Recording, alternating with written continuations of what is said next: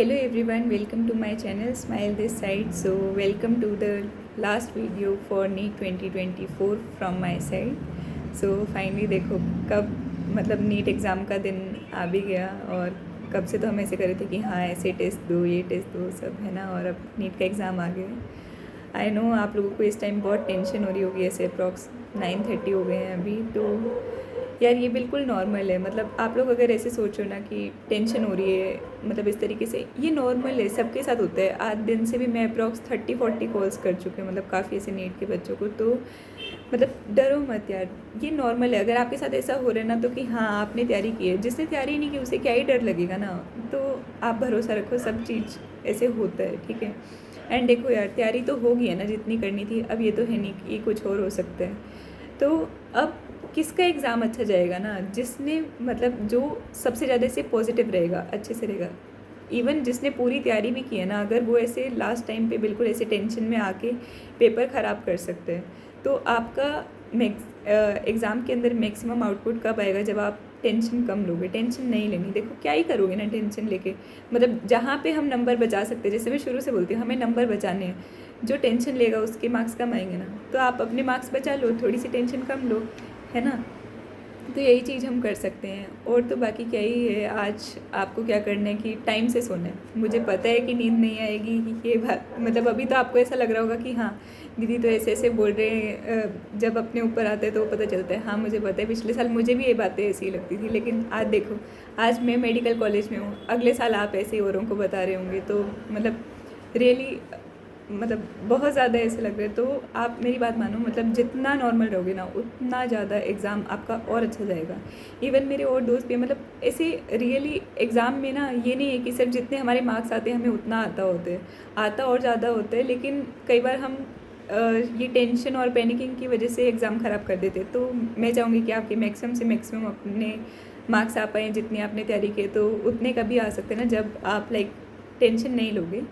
और कुछ बातों का ध्यान रखना है, और जो मैं अपने एग्ज़ाम सेंटर के एक्सपीरियंस से भी बताती हूँ। तो पहली बात तो ये है कि आपको OMR अच्छे से भरनी है, जो भी है बिल्कुल ध्यान रखना है यार। मतलब OMR में कुछ भी ये नहीं कि बीच में आपने कुछ क्वेश्चन किया हुआ है एंड देन उसके बाद एक क्वेश्चन छोड़ दिया देन उसी को भर दिया। मतलब ये चीज़ें ना प्लीज़ थोड़ा ध्यान से भरना। मतलब ये चीज़ों की आपने टेस्ट में प्रैक्टिस की है, लेकिन एग्ज़ाम वाले दिन ना फिर भी हम गलत कर देते, तो प्लीज़ इसका ध्यान रखना।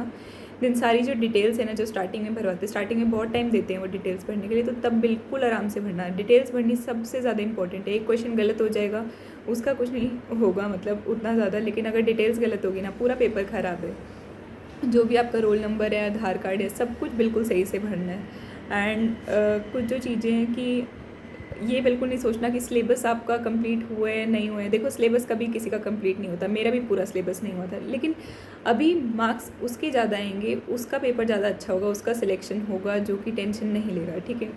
तो इसके बारे में आपको नहीं सोचना है। एंड किसको पता है ना, जो चीज़ आपने नहीं पढ़ी हो क्या पता वो आए ही ना, लेकिन ऐसे सोच सोच के और ख़राब कर लोगे ना आप। और क्या करना है कि कल सुबह आपको ज़रूर खाना खा के जाना है। ये नहीं है कि आप खाना नहीं खा के जा रहे हो, टेंशन हो रही है खाना नहीं खा रहे हो। टेंशन हो रही है, सबको हो रही है, लेकिन आपको पेपर के टाइम में एनर्जी चाहिए। पेपर 2 बजे है और मोस्टली बच्चे जो है अपने सेंटर के लिए अराउंड 8 या 9 ओ क्लॉक लीव कर जाते हैं। तो आप तब तक इतना खाली पेट रहोगे तो बिल्कुल सही नहीं है। तो कुछ भी खा के जाना, चाहे सिंपल ऐसे चाय पी के, रस खाना, कुछ भी खाना, मतलब खा के ज़रूर जाना है आपको, ठीक है।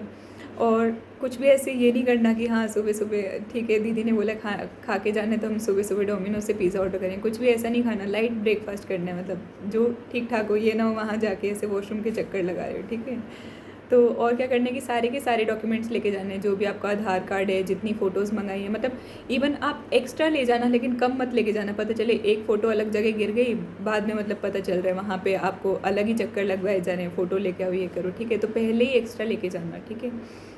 और क्या करना है आपको, किसी भी मतलब अब रात को और कल सुबह भी और एग्ज़ाम स्टार्ट होने तक किसी भी ऐसे नेगेटिव दोस्त या रिलेटिव से बात नहीं करनी है। फ़ोन मत उठाओ, सिलेक्शन के बाद सीधा सिलेक्शन दिखाएंगे ना उन्हें, तो उनसे कुछ ऐसे बात नहीं करनी, ठीक है। सिर्फ आपके जो वेल विशर्स हैं, आपके कुछ ऐसे क्लोज़ फ्रेंड्स हैं या आपके पेरेंट्स हैं, उनसे बात करो। और पेरेंट्स आपके सबसे बेस्ट फ्रेंड होते हैं, तो उनसे बात करो, ठीक है। और एग्ज़ाम बहुत अच्छा होगा आपका।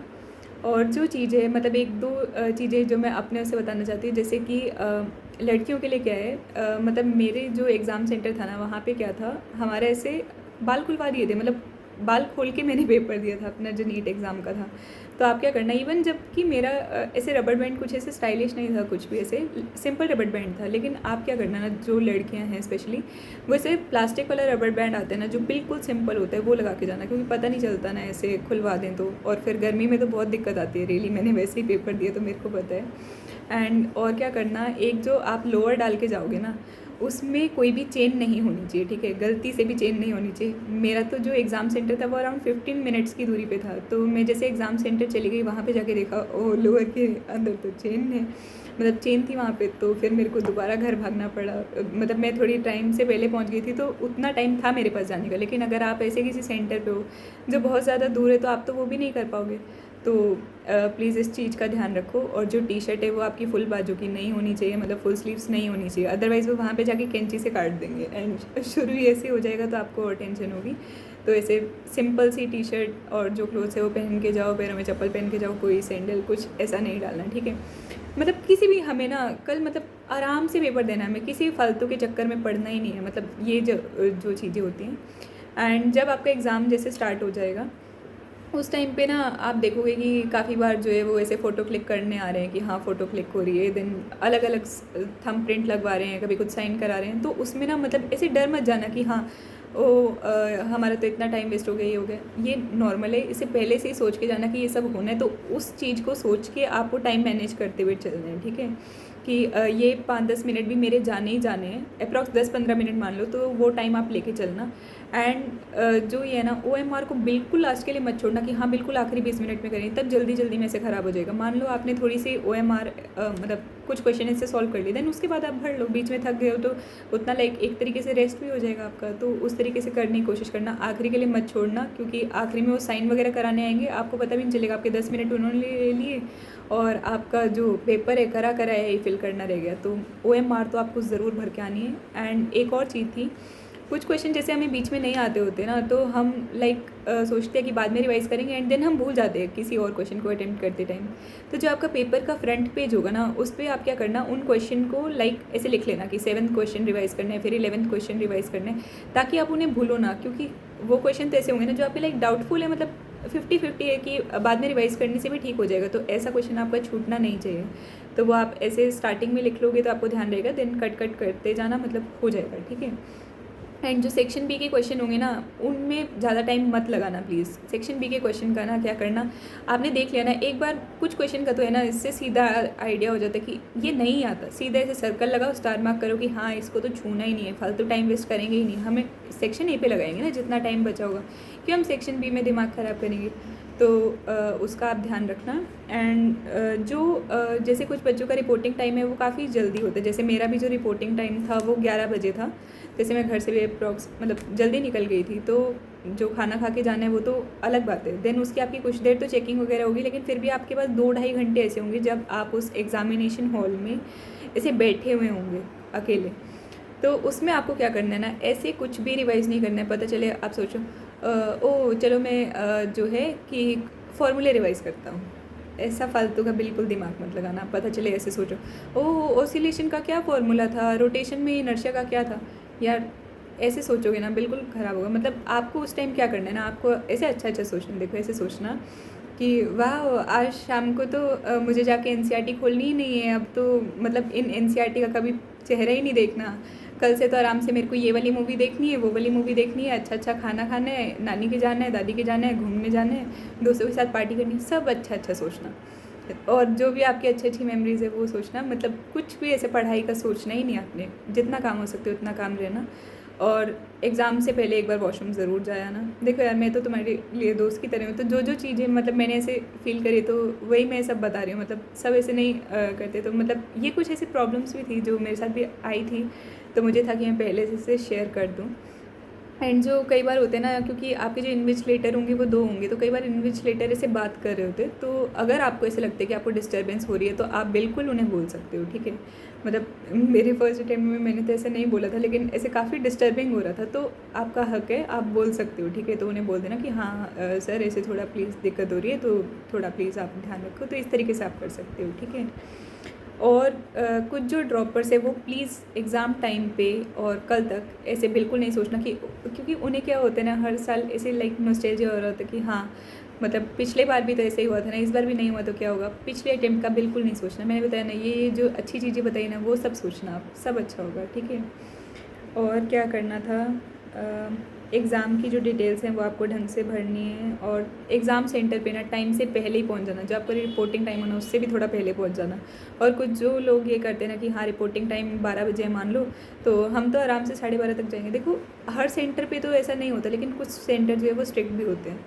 तो अगर आपको मान लो एंट्री नहीं दी तो क्या करोगे ना, तो एटलीस्ट ये करो कि आप वहाँ पे जाके बैठ जाओ, वहाँ पे अंदर ना घुसो। एक बार पूछ लो आप जो गार्ड है कि हाँ मतलब थोड़ी देर बाद भी एंटर करे तो चलेगा क्या, उस तरीके से। लेकिन ये मत करो कि हाँ बिल्कुल 1 बजे पहुँचे, कि 1 बजे लास्ट एंट्री है तो हम 1 बजे पहुँचेंगे। उसमें फिर आपको खुद ही पैनिक होगा कि ऐसे सारी जो मतलब चेकिंग वाला प्रोसीजर है सब है, वहाँ पे कोई दिक्कत आ गई तो आपका ही टाइम वेस्ट होगा।